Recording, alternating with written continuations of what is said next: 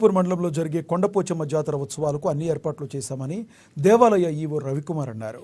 ఉత్సవాలకు వచ్చే భక్తులకు ఎలాంటి అసౌకర్యాలు కలగకుండా అన్ని ఏర్పాట్లు పూర్తి చేస్తామని తెలిపారు.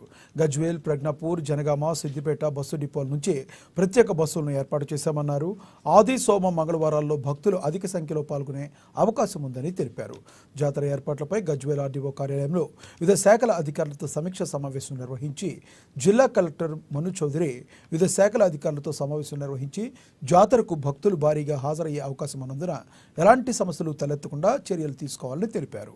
ఆలయం వద్ద ఎలాంటి అవాంఛనీయ సంఘటనలు జరగకుండా చర్యలు చేపడుతున్నట్లు జగదేవ్ పూర్ ఎస్ఐ చంద్రమోహన్ తెలిపారు.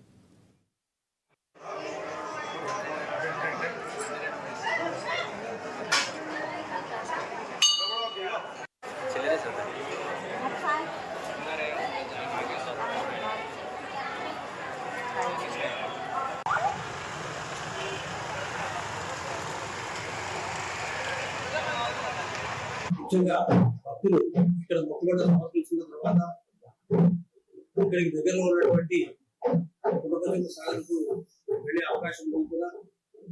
అక్కడ ఇటీవల జరిగిన ప్రమాద రీత్యా అక్కడికి ఎవరిని అనుమతించబోమని అక్కడ జలమండలి శాఖ వారు చెప్పడం జరిగింది.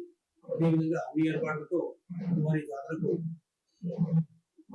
భక్తులు తండాలుగా యథావిధిగా చేస్తున్నందున అందరికీ తెలియజేస్తూ ప్రతి ఒక్కరు కూడా ఈ జాతర కార్యక్రమంలో పనిచేస్తున్నటువంటి అన్ని శాఖల సిబ్బంది, పర్యటకులు, అలాగే గ్రామ ప్రజలు మరియు ఇక్కడ ఉన్నటువంటి అర్చకులు, సిబ్బంది అందరూ కూడా